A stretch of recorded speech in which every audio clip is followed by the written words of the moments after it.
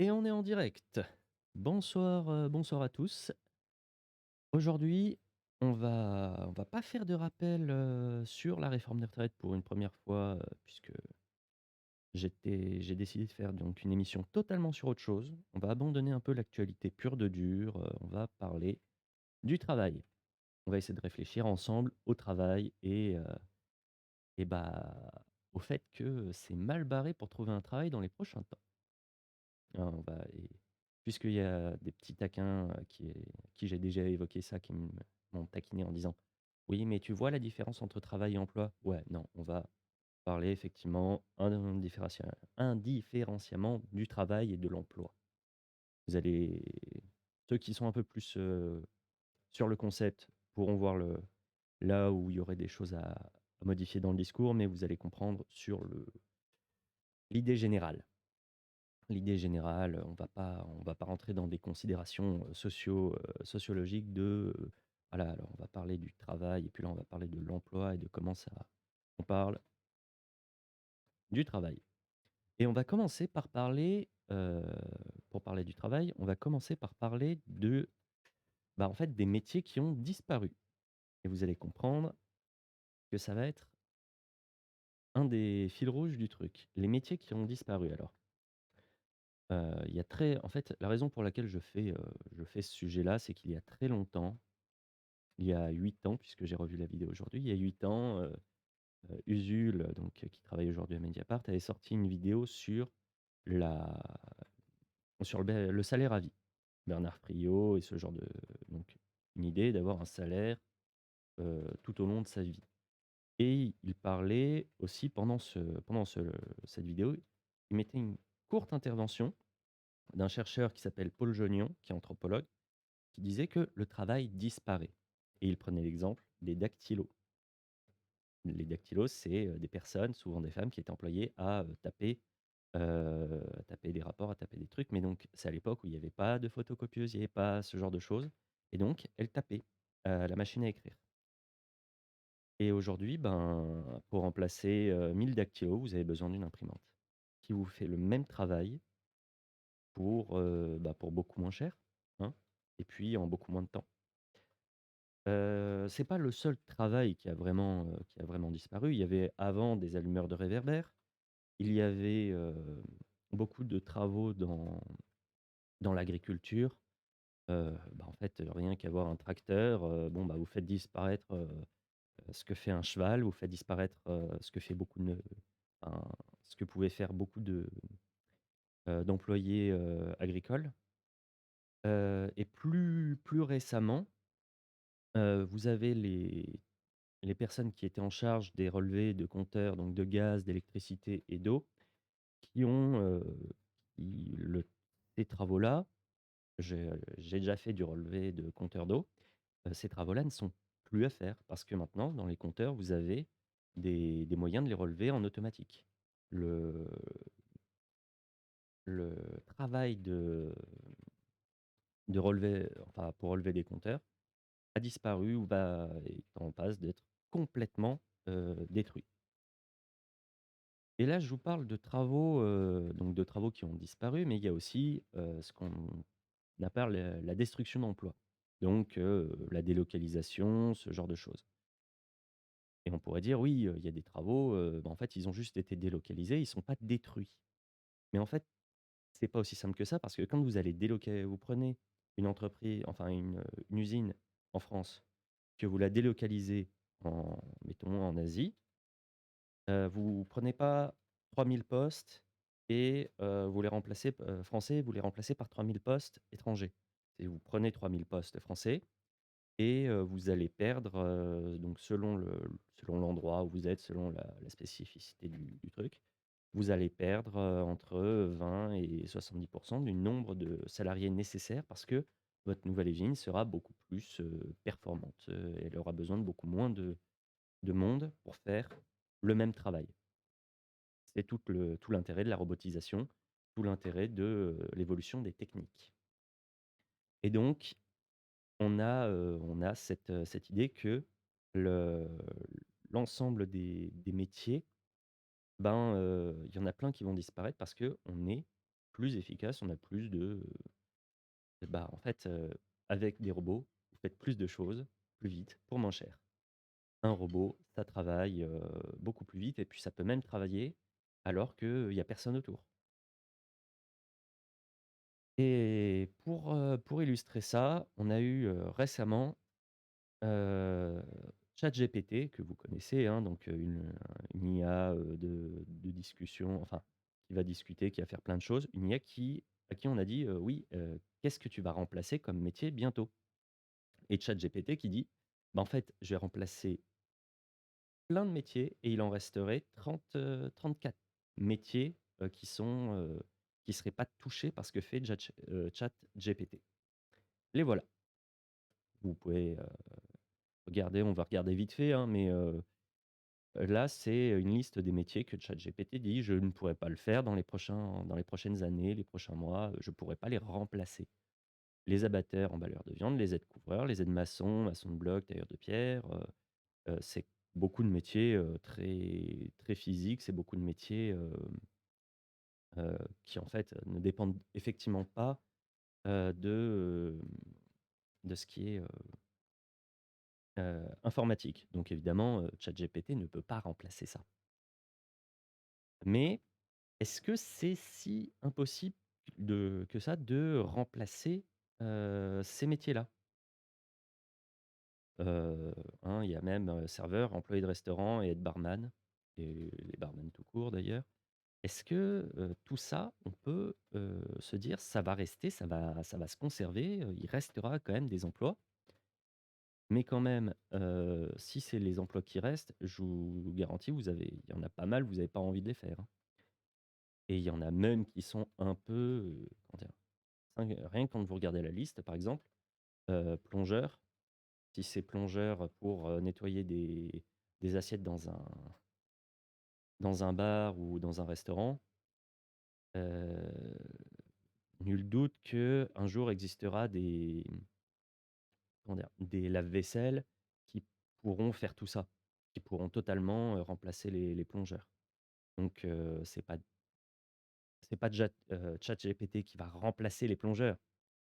Par contre, il faut être très clair, il y a un jour, un moment, la technique qui va pouvoir arrêter ça. Dans aussi ce qu'on peut remarquer sur cette magnifique liste, tous les métiers, tout ce qui est métier, dans les enfin métiers de service sont totalement, remplaçables. Il y en a pas un seul qui apparaît. Donc un assureur, un banquier, un comptable, un politicien même, techniquement, tout ça, c'est, heu, c'est remplacé, enfin ChatGPT dit clairement: on va pouvoir je vais pouvoir le faire à leur place et mieux parce que j'aurai plus de connaissances, je serai à jour». On note aussi que les médecins sont remplacés. On va pas faire de blagues sur le grand remplacement, voilà, mais je vais me faire engueuler par Usul. Hem, mais tout ce qui même les médecins, les chirurgiens, il y a déjà des gens qui sont en train de travailler à mettre au point des robots, bah, comme vous voyez dans Prometheus, hein, magnifique film que tout le monde adore. Mais il y a dans l'idée de pouvoir remplacer les chirurgiens, les médecins. Parce que c'est un métier qui, avec l'avancée de tout ce qui est technique et autres, et bah, il y a possibilité de totalement l'automatiser. Et donc dans les métiers aussi qui sont en cours de enfin d'automatisation que vous voyez tous les jours, il y en a, auxquels on peut penser très vite. Il y a Dans les supermarchés, vous avez une disparition des caisses, des caissiers, caissières pour être, il y a de plus en plus, en fait, de caisses automatiques où c'est vous qui allez biper votre truc. Il y a, bah, ça peut paraître rien, hein, des fois, mais il y a aussi un autre truc qui est en cours d'être totalement remplacé. Bah, je parlais de la Chine tout à l'heure, si on délocalise en Asie. Les plus grands ports aujourd'hui, c'est les ports chinois. Il y a 2 ports, en Chine, donc là je les ai notés, c'est Yangshan et Qingdao, qui sont 2 ports entièrement automatisés. Vous n'avez pas un seul Docker et cetera. C'est que des machines qui vont arriver et qui vont totalement, faire le travail. Avant, Docker, dans les ports, enfin, ça faisait vivre des villes entières. Là, vous imaginez que, bah, en fait, non, vous n'avez pas besoin d'ouvriers. Vous n'avez pas besoin de gens qui font ce travail. Les 2, c'est 2 parmi les plus grands ports du monde, heu, qui font ça. Heu, L'un des plus grands ports, de France, c'est le port du Havre. Il y a des milliers de personnes qui travaillent. Ben les ports, que je viens de vous citer et que je ne redirai pas histoire de pas trop écorcher puisque je parle pas chinois, mais ces 2 ports-là sont, sont peut-être 10 fois plus grands.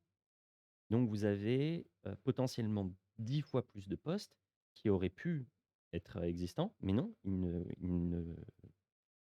n'y a pas de travailleurs physiques à ce moment-là et c'est tellement en automatique que il y a juste, les bateaux ont juste à arriver, même si c'est en pleine nuit, même si ces robots travaillent 24 heures sur 24. Il n'y a plus besoin de monde. Hem, Pareil, ça a été, enfin, dans les autres métiers qui existent et qui sont, destinés à disparaître aussi malheureusement, et ça a été c'était une polémique il y a eu pas longtemps, c'est les artistes, les designers, les musiciens où, maintenant, ben, vous avez juste à aller sur, Midjourney, vous avez juste à aller sur des IA qui vont faire des images pour vous. Il y a des IA qui sont spécialisées, vous avez juste besoin de dire pour, «Oui, je veux un logo», je tape, ça me fait mon logo en automatique et puis basta. Heu, voilà, il y a même pour faire des musiques d'ascenseur et cetera, avant, enfin, vous prenez, heu, vous prenez quelqu'un qui voudrait développer un jeu, tout seul, et il a quelques notions en code et cetera, ou il a juste acheté, un logiciel pour créer des jeux comme, RPG Maker MV ou je sais pas quoi. Il a juste, et il dit: «Je veux pas avoir des musiques libres de droit que tout le monde pourrait avoir». Et ben il a juste à aller sur certains enfin, bientôt il pourra arriver et dire, voilà, «Je veux une musique, machin, tel truc, telle durée», ça le sort. Heu, il y a des gens qui sont en train de théoriser que le cinéma lui-même va disparaître parce que, heu, ça va d'abord voir, ils ont plaisanté, là-dessus d'abord pour le cinéma, pour adultes, on va dire. Et ils disent voilà, ben, plutôt que d'exploiter des gens, des travailleurs, on aura juste à dire: «Je veux, un film où il se passe ça, ça, ça, ça, ça, qui dure tant de temps» et puis l'IA va sortir d'elle-même un film qui, respecte exactement les conditions et qui soit exactement lié au même, enfin, à l'intérêt précis de la personne qui tapera.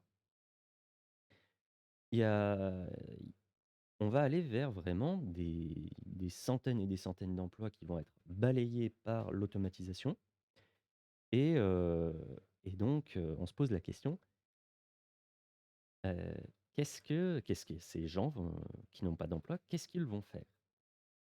Il y a beaucoup de gens à qui on dit: «Oui, l'automatisation fait disparaître des emplois». Ils disent: «Non, mais ça va créer de nouveaux emplois et qui seront moins compliqués, on va faire disparaître, les emplois durs, les emplois difficiles».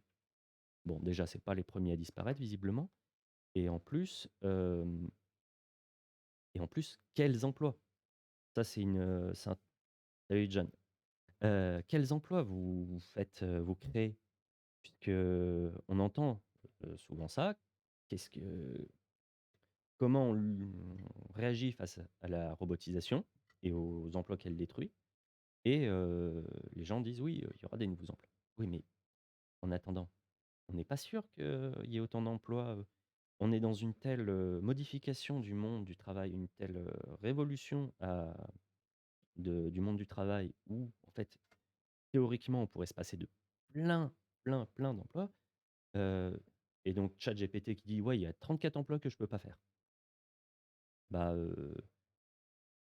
vous allez pas faire, enfin tout le monde ne peut pas, emballer de la viande, ne peut pas être couvreur, être menuisier, coiffeur, plongeur, maçon, les gens enfin, il y a ces emplois ne vont pas suffire.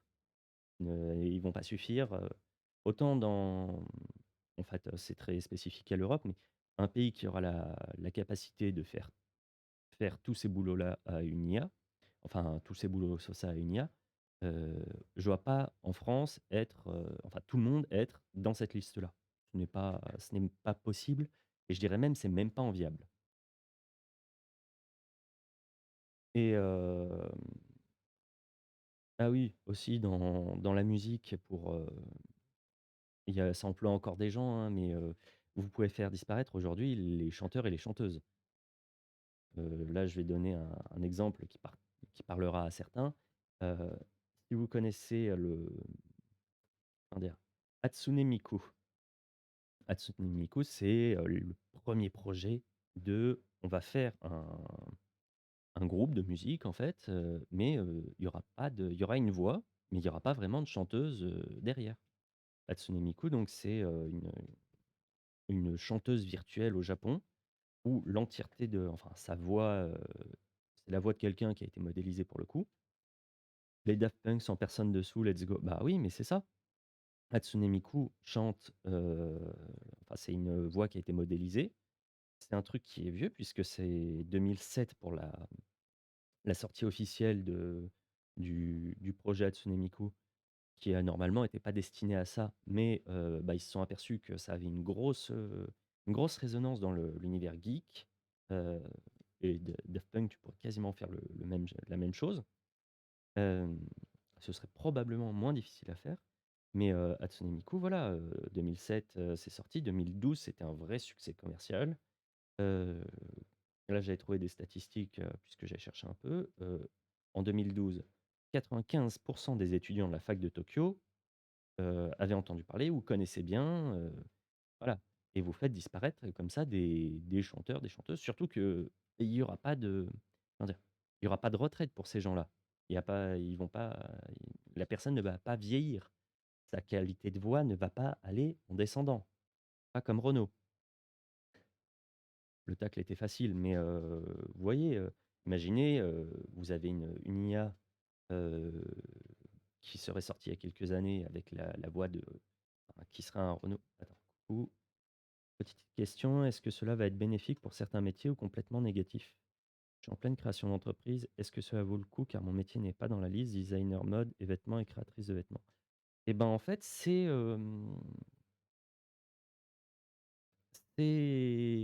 disons que c'est pas négatif dans le sens où, ça va pas te donner, t'écraser, toi, tu vas pas, heu, ça va t'empêcher enfin, tu vas plus travailler grosso modo. Voilà, c'est pas ces métiers vont toujours exister, mais ce sera totalement automatisé par des machines. Par exemple, une ligne de vêtements enfin, une entreprise de vêtements va arriver et le segment où tu es, ils vont pas avoir besoin de t'embaucher, mettons, ils veulent enfin, tu fais ton truc, ça marche pas trop mal, hem et tu une grosse entreprise qui se dit: «Bah, en fait, ce qu'elle fait, ça peut être intéressant. Est-ce qu'on la ferait pas venir, on l'embaucherait pas à nos conditions pour, tirer un peu plus de bénéfices et cetera?» Non, ils vont arriver, ils vont faire tac tac, recherche, enfin, ce sera pas ChatGPT, mais ce sera, vêtements-automatiques.com. Ils vont donner des conditions, ils vont donner des trucs et ils vont pouvoir designer, heu, une ligne de vêtements enfin, des vêtements que tu aurais pu, faire, que tu aurais pu imaginer et lancer automatiquement la production et voilà, ça fera un fichier, point comment on pourrait dire? Heu, point stuff et ils se mettent dans un truc, dédié, et l'entièreté de ce qui existe va, pouvoir être automatisé. Tu auras la machine, donc parce que les robots vont se développer, aussi dans ce domaine-là, ça se développe toujours, mais là, c'est, vraiment la machine qui va arriver, qui va faire le vêtement entièrement à ta place, en fait et terminé, le vêtement sera sorti directement et il y aura donc ton travail, en tant que tel, tout ce que tu peux faire, c'est soit enfin, c'est des IA qui vont, designer le truc et c'est des machines qui vont faire tout ce que toi tu pourrais faire.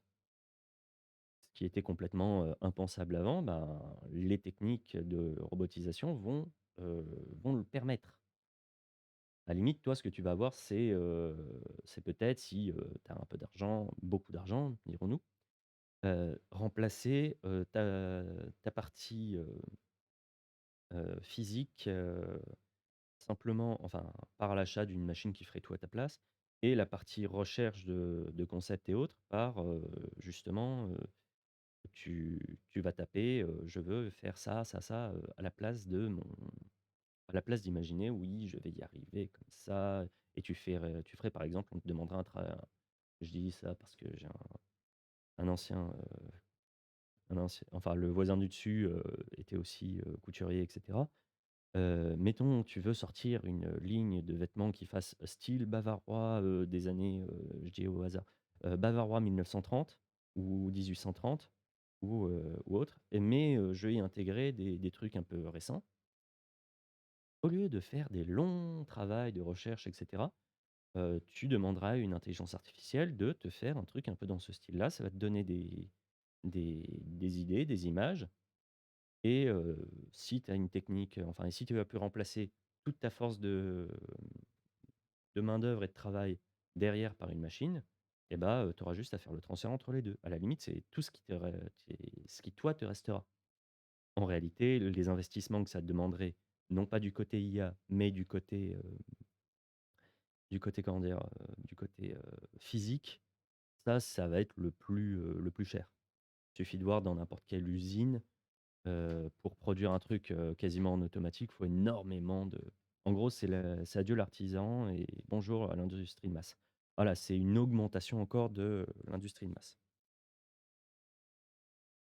Alors une question en direct, qui n'utilise pas le chat, est-ce qu'il y a un risque que les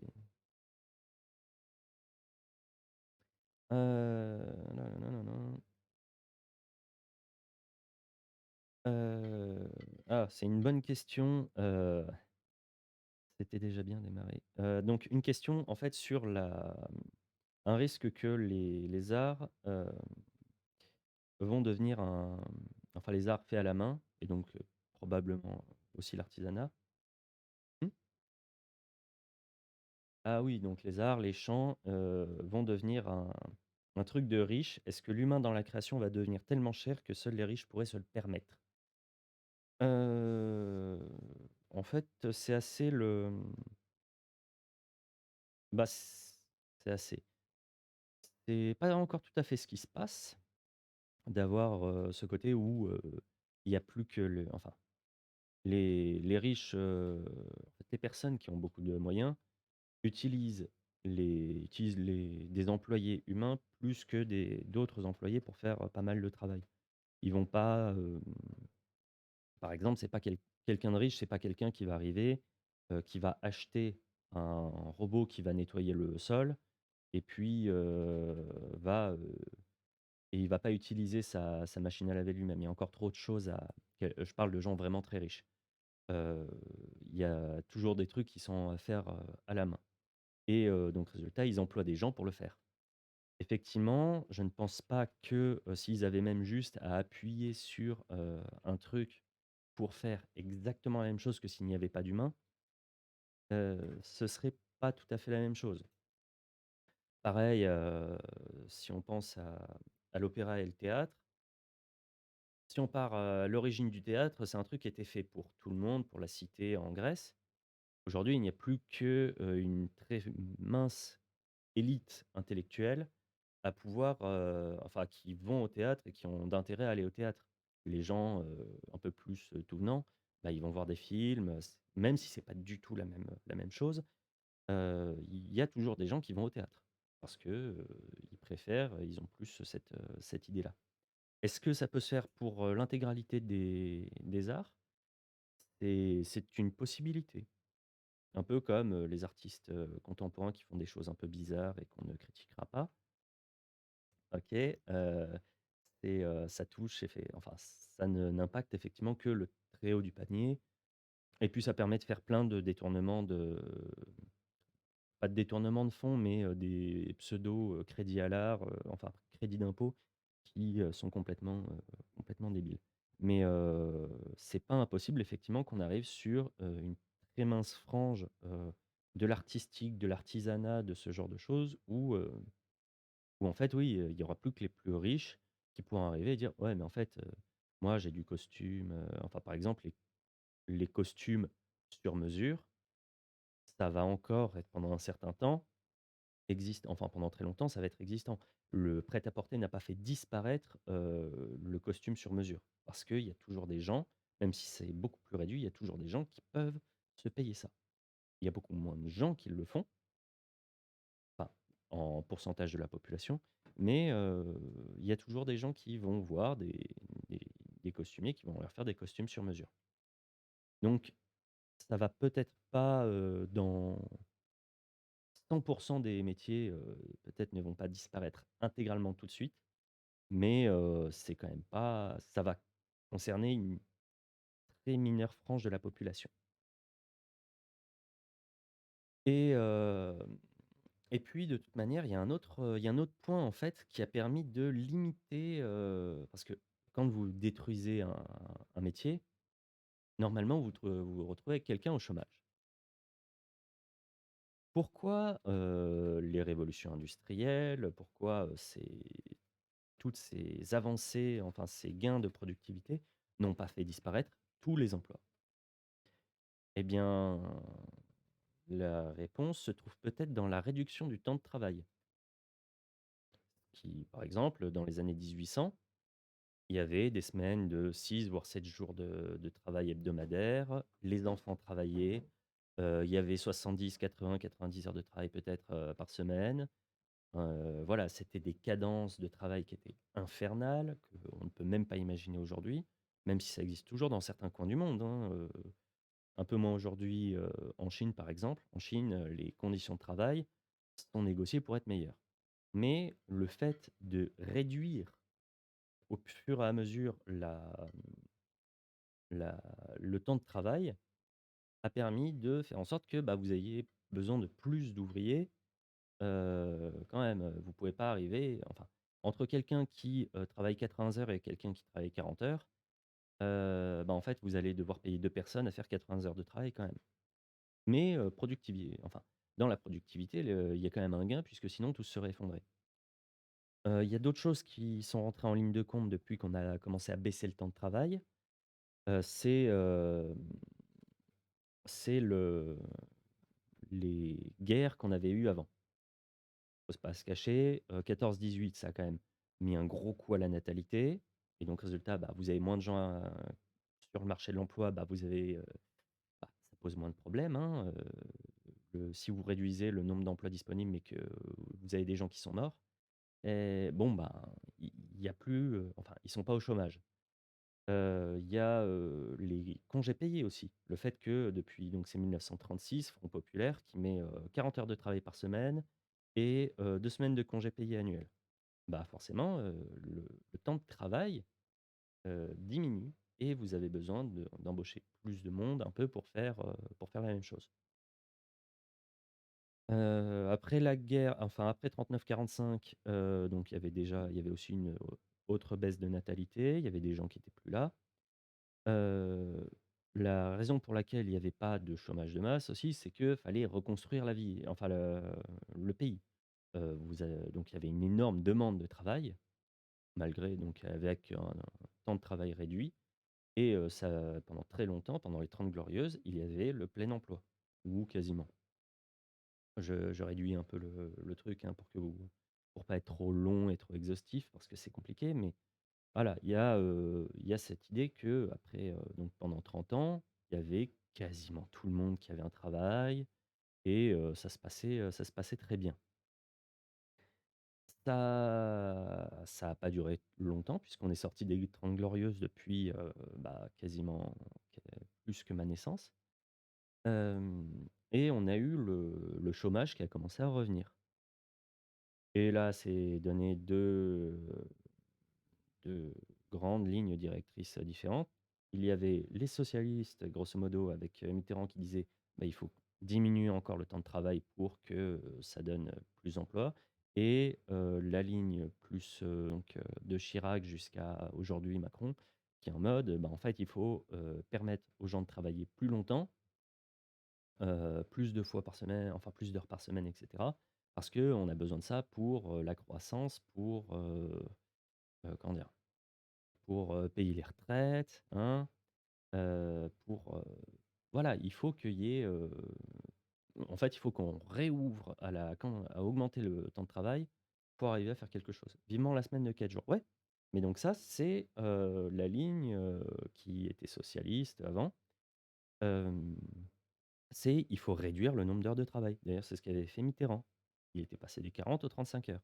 Déjà, il avait remis les 40 heures puisque ce qui avait été voté en 1936, il y a eu plein de dérogations qui ont suivi en 1938, qui fait que la semaine de 40 heures, c'était pas tout à fait non plus appliqué, comme ça devait l'être, pensé en 1936 et Mitterrand a réussi à descendre ça jusqu'aux 35 heures. La semaine de 4 jours, le problème c'est 4 jours en 35 enfin, semaine de 4 jours en 35 heures ou en 32 heures?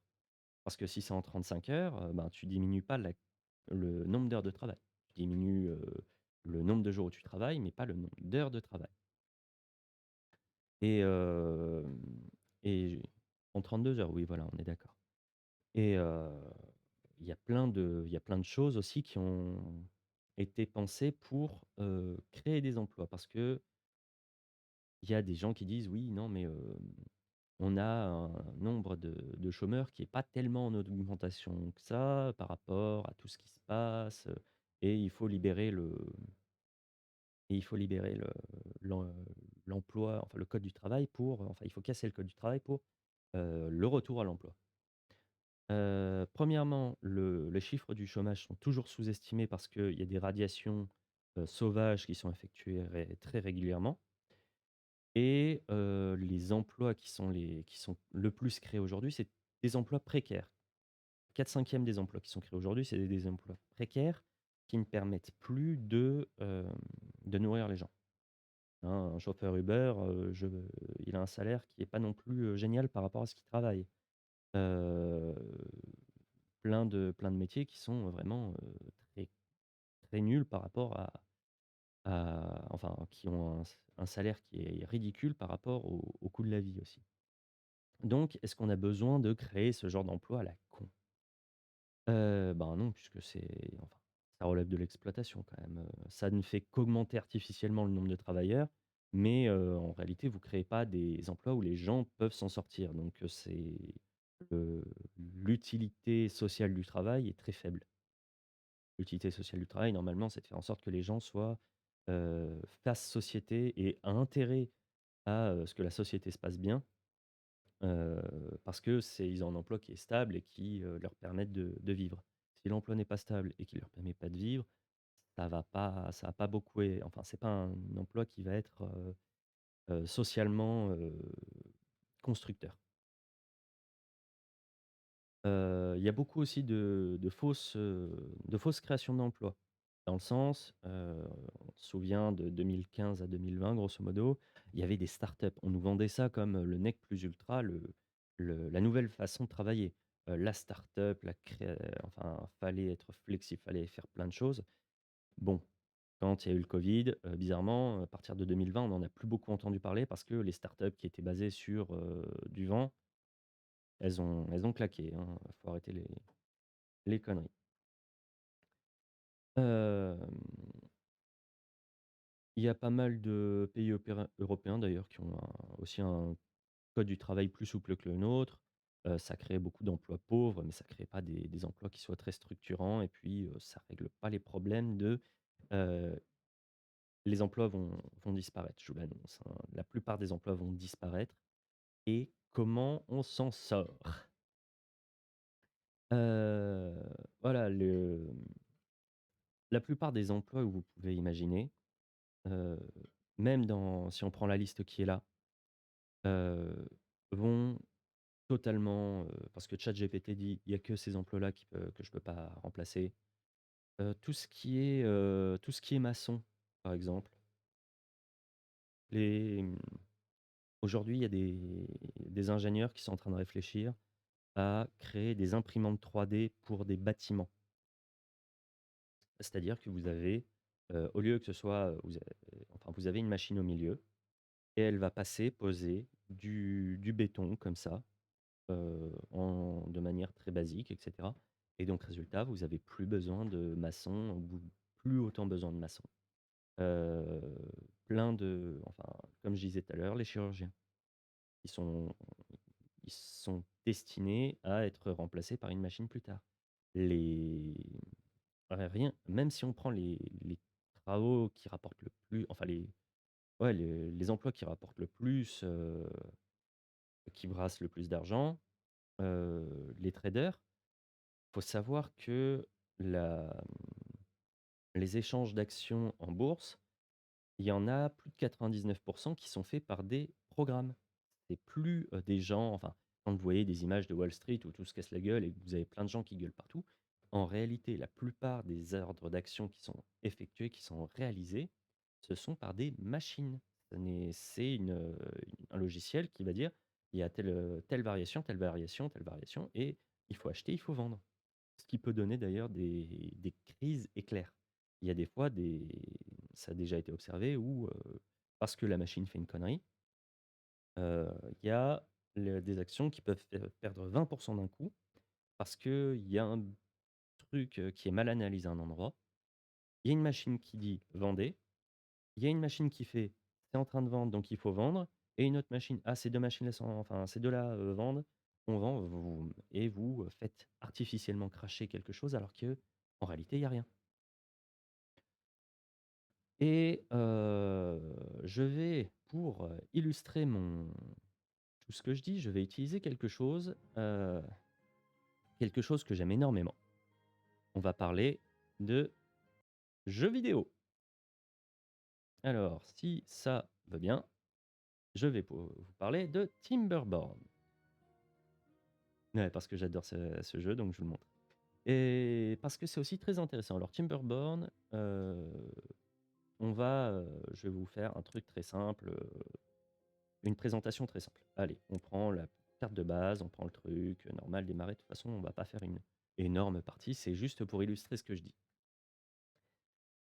Alors, Timberborn, alors le pitch, c'est vous êtes avec une colonie vous gérez une colonie de castors c'est de la gestion, vous gérez une colonie de castors les castors, il y a eu une énorme, le réchauffement climatique, tout ça, ça a fait en sorte que les humains ont disparu et la nouvelle espèce, heu, quasiment la dernière espèce qui reste, c'est les castors et ils sont devenus intelligents, ils gèrent des trucs. Ah ouais, vous voyez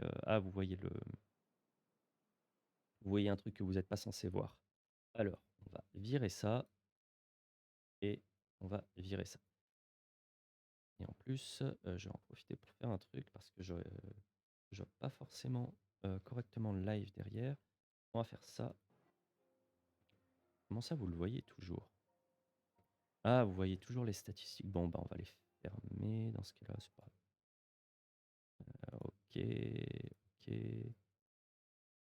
Bah, ah, il y a peut-être le décalage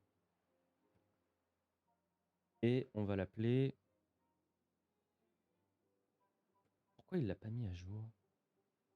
Alors je vois le truc bouger, mais vous voyez pas le ah! Chiant. Je vais pas arriver à vous le montrer, c'est terrible. Heu, capture de jeu, capture de fenêtre. Ah, le truc bug, c'est tellement bon, bah, je vais être obligé de vous l'illustrer autrement. Heu, ah, dommage.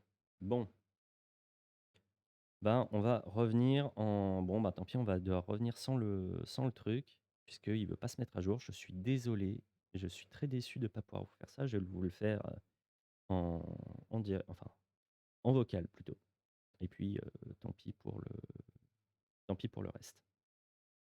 Alors Timberborn, c'est un jeu où vous gérez des castors, ils ont à gérer l'eau, ils ont à gérer Ils ont à gérer, la nourriture, ils ont à gérer plein de choses, le bois, il y a quelques ressources, il y en a pas 10 000, mais ils ont des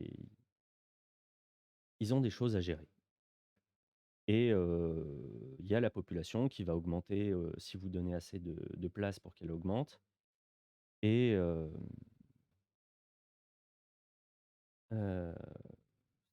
enfin, quand il va y avoir, par exemple, des sécheresses, vous avez plus d'eau qui arrive, vous avez les cultures qui ne sont plus irriguées, soit vous avez fait assez de réserves d'eau et de culture et tout va bien se passer, soit vous entrez dans des phénomènes, en fait, de catastrophe malthusienne. Alors la catastrophe malthusienne, c'est grosso modo la population va, heu, va augmenter plus vite que la capacité de ressources et attendez, je vais même vous illustrer ça. Alors, définition de la catastrophe malthusienne, heu, c'est, la population, heu, grandit trop vite par rapport aux ressources disponibles et vous allez avoir des gens qui vont mourir de faim, de soif, de maladie, de plein de enfin, surtout de faim et de soif, dans l'idée de la catastrophe malthusienne. Ça s'est pas vu chez les humains encore, mais donc dans Timberborn, ça existe beaucoup, hein. C'est même quasiment une des mécaniques du jeu. C'est-à-dire que vous savez que votre population, si elle croît trop vite, heu, va y avoir des soucis et puis, beaucoup de gens vont mourir d'un coup. C'est quelque chose qui arrive très souvent dans ce jeu-là. Par contre, une fois que vous avez pris le rythme, que vous avez tout préparé, même si vous êtes en difficile, établir une colonie, c'est pas extrêmement difficile. La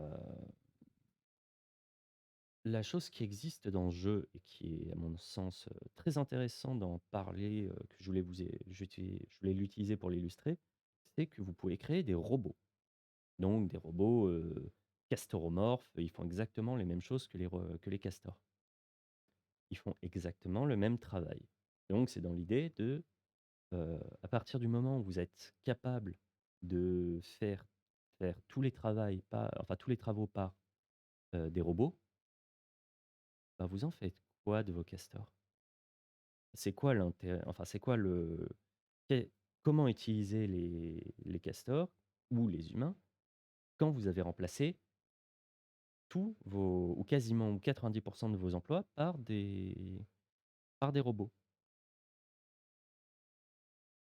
Heu, il y a des et encore, je parle du jeu, donc on peut arriver à faire survivre toute la colonie avec très peu de castors. Vous pouvez réduire votre, population parce que, vous mettez moins de logements disponibles.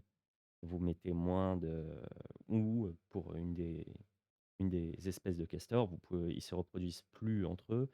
Ils ont des cuves, dont ils sortent et cetera et vous réduisez le nombre de cuves, vous réduisez le nombre de personnes.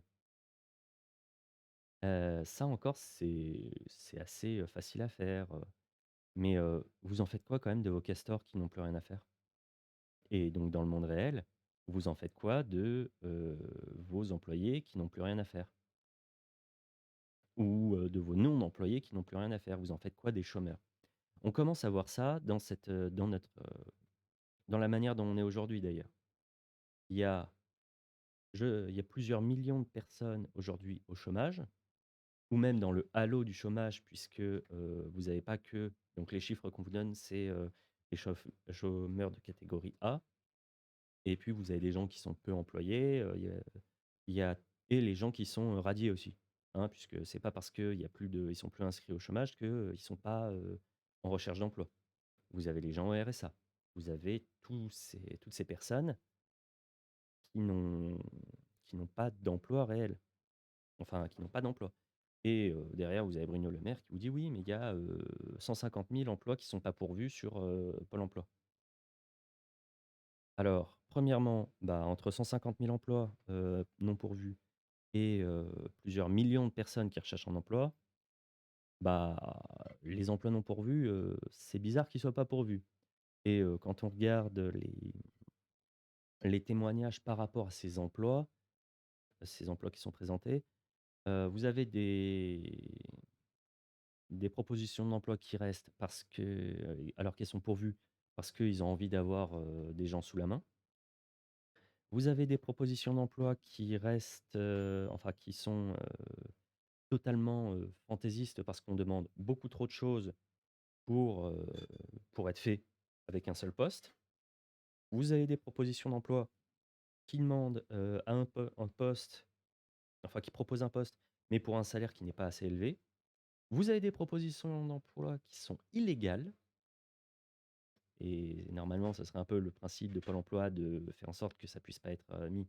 Mais, quand vous arrivez et que vous dites, «Bonjour, je vous propose un poste, un stage», enfin pas un stage, mais je vous propose un poste de machin, de truc et qu'au final vous vous retrouvez à devoir faire un emploi extra, enfin, pour, quasiment moins cher que le SMIC et et voilà, beaucoup trop de choses. Bon, bah, il y a des trucs qui sont illégaux, en fait.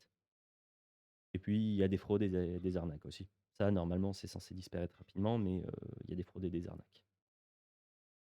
Donc voilà, il y a pas de il y a des gens, vous avez les gens en France et et pas mal en Europe aussi, vous avez des gens qui n'ont, juste pas d'emploi et qui ne peuvent pas en retrouver parce que ça n'existe pas.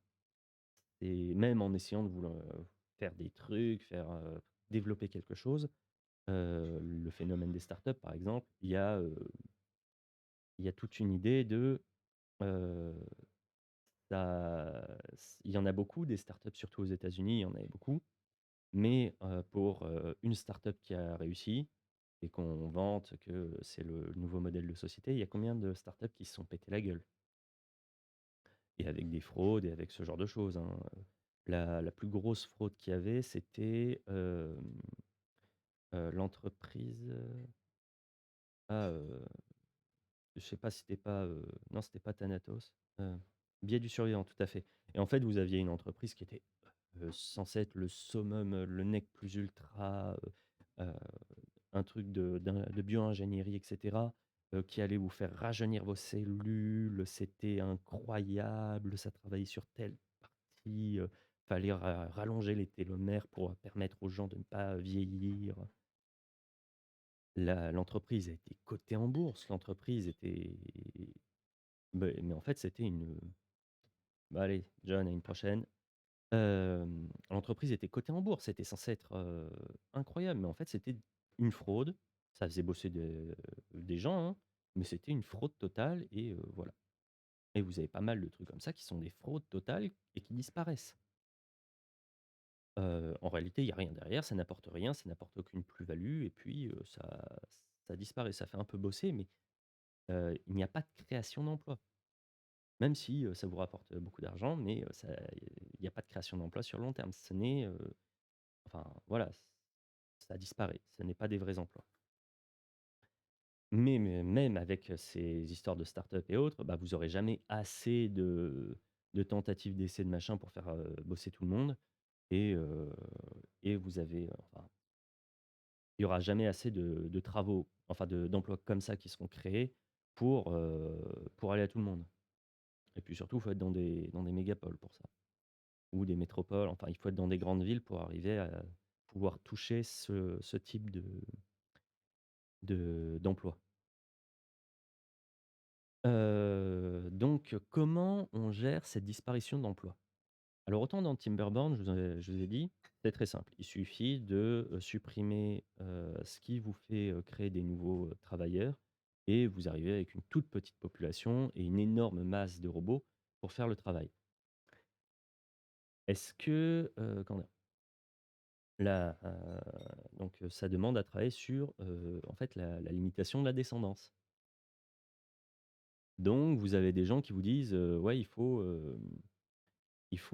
mettre un permis de procréer». Je vous raconte même pas comme c'est ni efficace ni envisageable. Même la Chine avec sa politique de l'enfant unique a eu beaucoup de mal à, en fait, à pas avoir, bah, des jumeaux, pas avoir, un deuxième enfant, même s'il est pas censé, il est pas censé avoir un deuxième enfant. Merci. Heu, oui. j'ai droit à des pois chiches grillés pour remplacer les chips, c'est très bien, c'est très bon et hem et je vous conseille de faire ça d'ailleurs. On fera peut-être un épisode sur, les pratiques culinaires, pour changer et pour pas acheter, n'importe quoi. Non, je déconne, c'est faux. Ou alors c'est un truc que je n'enregistrerai pas et mmh, j'ai senti, ça brûle et donc comment vous un permis de procréer, oui, c'est un permis d'avoir des enfants, en fait et on me dit: «Vous êtes en capacité suffisante», ou alors peu importe le critère. Soit tu as les conditions de ressources, soit tu as, il y a si tu il y a des eugénistes, c'est, un QI suffisant pour pouvoir procréer. Si tu vas chez les suprémacistes, quel que soit leur, comment dire? Leur penchant, ethnique, ils vont dire: «Mais en fait, il faut qu'il y ait, en fait, il faut que nous, on puisse procréer et pas, ceux qui sont pas comme nous». Donc déjà, sur quelle base tu fais ton permis de procréer? Sur quelle idée? Sur quelle, voilà, après il y a des gens qui vont vous défendre ça en mode: «Oui, non, mais j'ai pas envie que, Kevin du 76, qui a 11 enfants, j'ai pas envie de lui payer, tous ces aides sociales, c'est n'importe quoi, ou ces bourses, ces machins, c'est pas à ces gens-là que enfin, il faut pas de gens plus de gens comme lui, il faut plus de gens, qui soient éduqués, qui soient» heu, donc le permis de procréer, ça ne verra il y en a qui y pensent, il y en a qui vont dans ce sens-là. Moi, je pense que ce n'est ni réalisable ni, enviable. Voilà et de toute manière, il y a quelque chose qui se passe en Europe, par exemple, avec l'augmentation du niveau de vie, vous avez une diminution de la natalité et en fait, parce que vous avez moins d'enfants, enfin, il y a moins d'enfants en Europe, ben, vous allez avoir mathématiquement moins de gens après et ça va finir sur, l'exemple de Timberborn où, vous avez de moins en moins de gens. Par contre, vous avez plus en plus de productions autour qui permettent de faire en sorte de les garder en vie. Il y a d'autres, phénomènes qui réduisent la population de manière, directe ou indirecte. Il y a des fois des gens, qui ne pensent pas plus à qui on donne une technique et qui pensent pas au plus loin. Je vais utiliser là le cas du féminicide le plus intense du monde et qu'on m'a dans un truc sur lequel je discute régulièrement, chez moi, les féminicides en Inde. Ce n'est pas ce qu'on connaît en France avec des femmes qui se font assassiner par leur mari. Non, les féminicides en Inde dont je parle, c'est des endroits en Inde, des quartiers où, il y a plus de filles qui peuvent naître. Parce que, il y a une culture, dans ces zones-là il faut avoir un enfant parce que ça permet de garder le nom, qu'on n'a pas à payer la dot, que c'est mieux, socialement d'avoir un enfant, un garçon et donc à chaque fois que, une femme est enceinte et qu'on voit que c'est une fille, il y a avortement. Il y a des des quartiers de certaines villes, des provinces, parfois, où il n'y a plus de naissance de filles, du tout. Il n'y a que des garçons et je ne sais pas si vous avez suivi vos cours de biologie, mais si vous n'avez personne avec un utérus pour permettre la procréation, vous allez pas procréer grand-chose. Ça va être un peu compliqué. Vous avez, même sur la politique de l'enfant unique d'ailleurs, ils n'avaient pas les mêmes moyens d'accéder, enfin de pouvoir vérifier si c'était une fille ou un garçon. Malgré ça, il y a des zones en Chine où, pour des raisons, je dirais pas forcément d'assassinat ou autre, mais vous avez des raisons pour lesquelles, bah, en fait, il y a des gens, enfin, il y a des gens qui, bon, pour faire très simple, je dis pas que des gens ont tué leur fille ou quoi que ce soit, mais il y a un déficit de 70 millions de femmes par rapport au nombre d'hommes en Chine. Sur 1 milliard de personnes, c'est pas très grave, mais Il y a des zones où voilà, il y a plus assez de filles pour permettre un renouvellement. Je crois que, mmh, enfin, il y a pas mal de choses où, naturellement, en fait, on arrive, l'humain, il y a moins de gens qui vont naître dans certaines zones. Ce qui est pas le cas partout, hein, dans des pays d'Afrique, vous avez une explosion démographique qui est prévue. Je crois que c'est le Nigeria qui est prévu à 1 milliard d'habitants, d'ici, 2050. Il y a, une taux de natalité, c'est 6 enfants par femme, je crois. Et faut se donc ça va y avoir quand même une augmentation de la population mondiale. Mais derrière, est-ce qu'on va avoir un emploi pour chacune de ces populations? C'est pas sûr. Et là, on revient sur, ce qu'on disait, heu, comment toutes ces personnes qu'on est capable de remplacer, hein, et parfois bien plus efficacement, comment vous les enfin, qu'est-ce que vous en faites? Qu'est-ce que, et puis, comment vous assurez que des gens qui n'aient pas d'emploi et donc actuellement pas de revenus, bah, en fait, comment elles survivent? Si vous avez enfin, une part non négligeable de votre population qui n'a pas accès à un revenu, heu, soit vous lui donnez des aides, des choses comme ça, ou, comme disait Bernard Friot, un salaire à vie qui est dépendant du fait que vous ayez 18 ans et pas que, vous soyez employé par quelqu'un. Heu le salaire à vie, c'est une énorme question et si vous voulez en savoir plus, ben, regardez la vidéo d'Usul sur le salaire à vie. Il fait un travail qui est un peu plus, enfin, qui est très solide, là-dessus, qui pourrait être mis à jour si, parce qu'il y a d'autres, choses qui ont été pensées, depuis, mais c'est des questions qui se posent. En Suisse, ils ont déjà proposé des référendums pour, cette idée-là. Hem Et par contre, ces gens-là, si vous avez une majeure partie de la population qui est non employée et à qui vous fournissez pas de revenus, vous fournissez pas d'aide, vous fournissez rien du tout et ils ne peuvent pas trouver d'emploi parce que, bah, en fait, les emplois ont disparu, bah, vous êtes déjà retrouvé face à quelqu'un qui a faim et qui peut pas manger. Bah, il va aller chercher de lui-même, et puis peu importe les risques, il va aller chercher de lui-même, ce qui est nécessaire pour survivre, pour, se nourrir, donc comment dire? Faire augmenter le nombre de personnes, au chômage et ça c'est ne pas s'assurer qu'ils puissent, quand même continuer à vivre tout en n'étant pas employés, bah, en fait, vous allez globalement faire exploser l'insécurité. Parce que les gens qui ont besoin, bah, ils vont aller chercher ce dont ils ont besoin. Donc l'insécurité, les trafics et autres. Et sinon comment, vous allez me dire: «Oui, mais c'est bien beau de donner, de l'argent à tout le monde sans réfléchir», mais vous le tirez d'où cet argent magique? Et ben ça, c'est un très bon c'est effectivement le point, qui est intéressant et c'est souvent un très gros débat entre la gauche et la droite.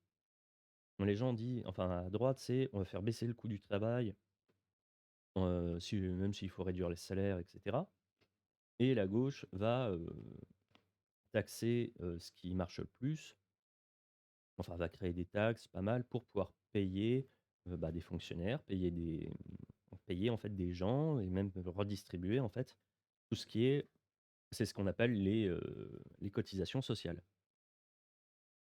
et les cotisations sociales ne marchent que dans le cadre où vous avez suffisamment de gens qui travaillent et si vous avez personne qui travaille, bah, il y a pas de cotisation sociale. C'est ce qui pose le problème actuellement pour les retraites. Il y a pas assez hem, de gens qui travaillent par rapport au nombre de retraités. Le système tel qu'il a été pensé à la base, c'est ça, il y a pas assez de gens qui travaillent par rapport au nombre de retraités. Alors, vous avez, la possibilité de réduire le nombre de retraités. Mais dans ces cas-là, je vais les enfin, ça s'appelle un appel au meurtre, je ne suis pas d'accord. Hem, vous avez la possibilité d'augmenter, le nombre de enfin, ce que vous allez prélever sur les travailleurs, ce qu'ils n'ont pas décidé de faire. Vous avez la possibilité, d'augmenter l'âge de départ à la retraite, ce qu'ils ont préféré faire. Moi, il y a une dernière chose que je voyais, c'est vous trouver d'autres moyens, en fait, de financer ça. Et quoi de mieux que, de créer, effectivement, là, je suis plus du côté, gauche, hein, de créer une taxe, parce que oui, ça c'est, hein, la gauche, créer des taxes, c'est la grande, c'est bien ce que la droite, reproche à la gauche. Mais, puisqu'il y a des emplois qui ont été détruits, pourquoi ne pas taxer ce qui a détruit ces emplois? Vous allez comprendre très vite. Vous arrivez et vous prenez, mettons, les emplois qui sont, les caisses automatiques de supermarché. Vous savez que ça représente à peu près un emploi détruit et puis, le reste étant voilà, ça représente à peu près un emploi détruit, une caisse automatique. Et ben, vous comptez le nombre de caisses automatiques et vous dites, «Ces caisses, sont reconnues comme ayant pris le travail d'une personne et on lui fait payer les cotisations sociales pour continuer à faire fonctionner le système». Ainsi, vous avez une diminution du nombre de personnes qui travaillent, mais vous n'avez pas une diminution du nombre de cotisants. Et surtout que ces gens, les robots n'auront jamais à payer de retraite. Il y a une, possibilité de faire ça. Donc je parle des caisses automatiques, mais les automates des péages autoroutiers, avant c'était des gens qui faisaient ça. Maintenant, il y a quasiment plus de personnes qui travaillent dans un péage. Il y a des péages, vous n'avez jamais personne, il y a juste quelqu'un qui vient changer le nombre de rouleaux, disponibles. Mais il n'y a plus de personnes, H24 sur le péage. Hem, les compteurs automatiques, donc de gaz, d'eau et d'électricité, vous comptez le nombre de compteurs qui étaient relevables avant, par les gens, enfin, combien de compteurs, étaient relevés avant par un agent et vous dites pour, X dizaines, centaines, milliers de compteurs, et ben, il y a une part de cotisation sociale qui est payée. Ou alors vous dites pour chaque compteur, il y a, X de ça représente, 1 par exemple des cotisations sociales, d'une personne. Hem, les bornes automatiques au McDo, hein, je pense à McDo parce que, il y en a un qui m'a donné envie de manger McDo hier, merci Usul. Mais, une borne automatique au McDo, bah, avant c'était des gens qui étaient, derrière la caisse. Vous mettez un truc comme ça. En fait, l'idée, c'est de créer, de faire payer des taxes, des cotisations sociales sur, tous les emplois qui ont été remplacés chez nous, qui ne sont pas délocalisables. Parce que si vous arrivez, vous entrez, faut le faire de manière intelligente. Si vous entrez dans comment dire? Dans une usine et que vous dites, «Ah bah, là, il y a une machine, là, il y a une machine, là, il y a une machine» et que vous taxez ça, malgré le fait que je sois assez d'accord avec l'idée, bah, en fait, vous faites ça chez Renault, Renault il va faire: «OK, bah, on se déplace et on va dans tel pays où, les gens vont pouvoir le faire sans ça». Sur tous les emplois, heu, où on a affaire à des machines, mais, hem, mais en fait, c'est pas des machines qui le font. Enfin, où on a affaire à des machines et normalement avant c'était des gens, heu, vous pouvez arriver et dire: «Bah, en fait, il y a une cotisation sociale qui est prélevée là parce que ça a fait disparaître un emploi». Ça permet aux gens, qui veulent, remplacer des gens par des machines de se poser la question un peu plus. Ça permet de financer beaucoup d'autres choses et puis de toute façon si c'est un emploi qui est pas délocalisable, les machines qui sont à cet endroit-là, bah, soit et que ça plaît pas aux patrons, enfin aux exploitants ou autres, bah, soit, ils remettent quelqu'un pour faire le travail et donc résultat vous recréez un emploi. Soit en fait, il est obligé de faire avec et donc résultat, vous allez refinancer le système et cetera, heu et vous allez pas flinguer, vous allez pas faire disparaître, des choses. Surtout, vous financez enfin, s'ils peuvent pas délocaliser leurs emplois, vous financez votre système avec, des emplois qui ne sont pas délocalisables et qui ont disparu. Donc mais par contre, pour faire ça, ça demanderait à avoir des gens qui arrêtent de penser que, c'est en cassant le code du travail qu'on va avoir des travailleurs. C'est faux. Pour l'instant, on a plus de destruction enfin, il y a plus de destruction d'emplois que de création d'emplois pour une raison toute simple. Le chômage ne fait qu'augmenter et les seuls moyens qu'on avait à diminuer le taux de chômage dans la population, c'était de faire diminuer le temps de travail. Mais si on ne fait pas diminuer le temps de travail, si on fait pas, si un arrêt par rapport à ça et qu'on a donc résultat besoin de plus de personnes pour travailler, bah, vous avez besoin de taxer des emplois qui n'existent plus. Parce qu'il y a plus enfin, on va vers, de moins en moins d'emplois, de plus en plus d'automates, de robots et même les gens, inconsciemment, le veulent. Pour une raison toute simple. Quand vous arrivez, surtout enfin, ça parle surtout à ceux qui sont en en ville. Combien d'entre vous sont des gens qui ont une espèce de microphobie sociale? Dans le sens, quand vous allez à McDo, faut pas y aller évidemment, mais quand vous allez à McDo, vous préférez aller prendre votre commande au guichet ou vous préférez aller prendre votre commande sur la borne?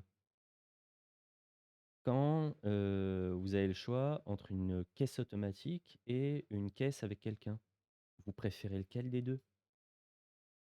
Il y a plein de gens qui ont une phobie sociale comme ça et heu et ils ont une certaine, enfin les robots, si le phénomène marche et que ça existe, enfin si le phénomène fonctionne et que les gens sont plus, enclins à aller vers des robots dans certains cas, bah, les robots ne vont pas aller en diminuant. Et il y a plein de raisons pour lesquelles, les gens vont plus vers des bornes et pas vers des guichetiers. Heu, il va y avoir des centaines et des centaines et des centaines de métiers qui vont disparaître. D'ailleurs, McDo, il y a le premier McDo, au monde aux États-Unis qui fonctionne avec zéro employé. Imaginez si l'intégralité des McDo de France venait avoir le même système. Ça fait bon déjà, ça aurait empêché à quelqu'un de travailler au McDo pendant ses études. Enfin, il y a plein de personnes, hein, je pense à quelqu'un en particulier, mais voilà. Vous en donc tous les emplois, que crée McDo, vous les supprimez et bah, vous en faites quoi? Des gens qui travaillent à McDo, que ce soit pour les vacances ou autre, on peut remplacer l'intégralité de McDo par des emplois de McDo par des machines. Comment vous, enfin demain, si c'est généralisé partout, vous faites quoi de tous ces gens au chômage? Par contre, si demain, l'intégralité des employés de McDo est remplacée par des machines, mais que vous faites payer les cotisations sociales sur l'intégralité des postes détruits, bah, il y aura toujours autant de monde au chômage. Par contre, vous aurez vachement plus d'argent à pouvoir, pour pouvoir les payer et ça vous fera un trou beaucoup moins gros dans vos économies et on peut se po avec le mais ce sera peut-être pour une autre fois, si vous allez sur l'idée d'arrêter de penser que le chômage, doit avoir une date limite, mais que vous allez sur cette idée de salaire à vie, que certains défendent, bah, en fait, vous pouvez arriver et bosser ou pas pendant toute votre vie. Il y aura les plus motivés qui iront au travail et qui gagneront plus et puis les autres, ils ne seront pas, dans une idée de déclassement social aussi. Et puis aussi, ça permettra d'avoir des gens qui font des choses qui sont peut-être pas hyper productives ou pas considérées comme productives aussi d'ailleurs.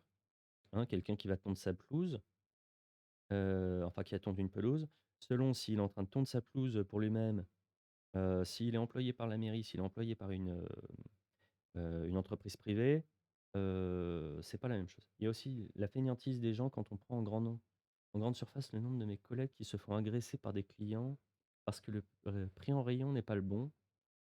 Il y a aussi ce facteur-là, éviter les agressions, même si c'est pas la solution perso. Je n'aime pas du tout ce système automatisé. Je suis plutôt vieux jeu sur ça, mais ça perd en humanité. Je trouve, je sais pas si tu vois? Oui, oui.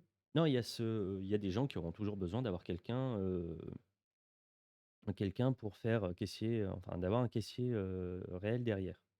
Et des fois, c'est une bonne chose. Une fois, j'ai failli enfin, j'avais pris une bouteille de vin pour un apéro, il y avait marqué 4 € sur l'étiquette et j'ai bipé, ça a fait 16 € et j'ai fait: «Comment on supprime?» Et je sais pas si c'était moi qui avait pris au mauvais enfin quelqu'un qui avait repris, placé au mauvais endroit, une erreur d'étiquetage ou quoi que ce soit, mais tu arrives, tu supprimes comment? Et c'est bien d'avoir un humain dans le truc de toute manière. C'est extrêmement bénéfique d'avoir, ben, à un moment, un facteur humain qui peut t'aider. Le L'intégralité des systèmes, des centrales, enfin, quand vous appelez, votre opérateur et cetera et que vous dites: «Je veux avoir un conseiller» ou même dans les banques, des fois, il y a des boîtes automatiques. Si tu rentres pas dans une case, d'appel, tu es dans la merde. Si à un moment tu peux pas arriver et parler à un conseiller, tu es dans la merde. C'est extrêmement compliqué, hein, de supprimer, l'être humain du truc. Hem, mais donc, ah oui, je termine juste sur je suis en train de digresser sur le salaire à vie, mais, donc quand vous avez quelqu'un qui tond sa pelouse, selon si c'est pour lui-même, pour, une mairie par exemple ou pour une entreprise privée, si c'est pour lui-même, le travail, alors que c'est le même travail, hein, on est d'accord, c'est le même travail. Si c'est pour lui, ça n'impacte que lui. Si, c'est la mairie qui fait ça, en service, bah, en fait, ça coûte de l'argent des impôts et si c'est une entreprise privée qui fait ça, ça rapporte de l'argent, enfin ça rentre dans le compte du PIB et c'est de la production. Enfin c'est de la croissance, alors que c'est le même travail. Donc théoriquement, si vous payez un salaire à vie à tout le monde, la moindre chose, même si c'est pas de la production, de la grande production et cetera, quelqu'un qui va couper des arbres dans son jardin ou autre, c'est quand même du travail et ça rentrerait d'une certaine manière en compte. Mais ça, il faut regarder tous les travaux de Bernard Friot et des théoriciens du salaire à vie.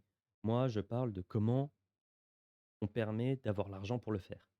Donc arriver et tout ce qui est automatisé, et qui n'est pas, délocalisable, on le remplace. Quand vous,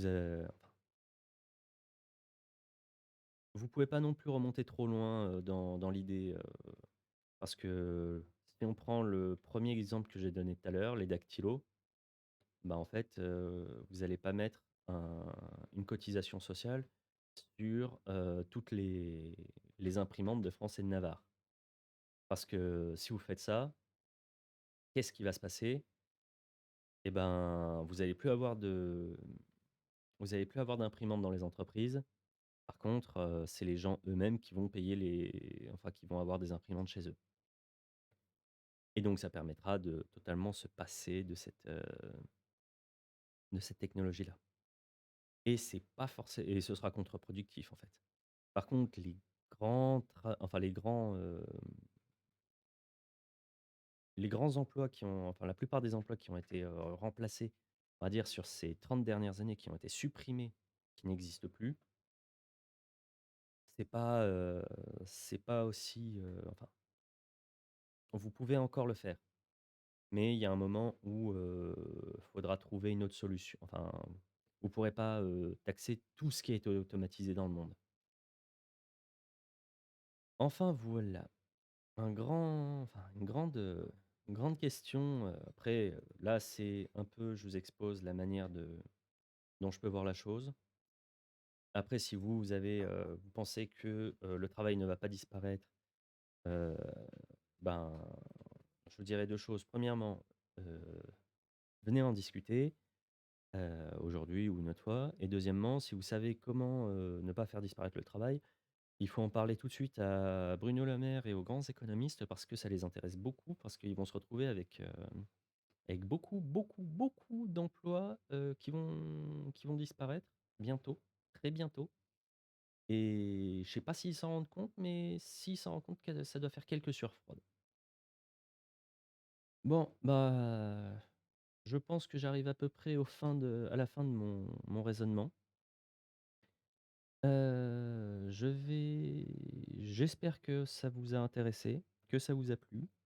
Je sais pas si je referai, un format comme ça un peu plus souvent, peut-être avec quelqu'un, un invité puisque ça avait bien plu la dernière fois, de faire venir quelqu'un et de toute manière, on va se retrouver jeudi pour, retour au format classique.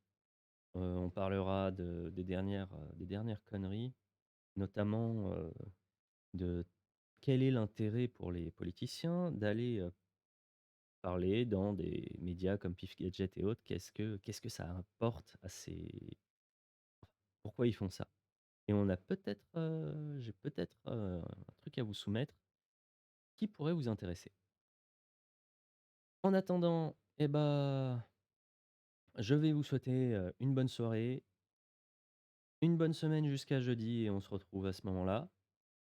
Si ça vous a intéressé, vous me le dites, directement en message, sous la vidéo YouTube.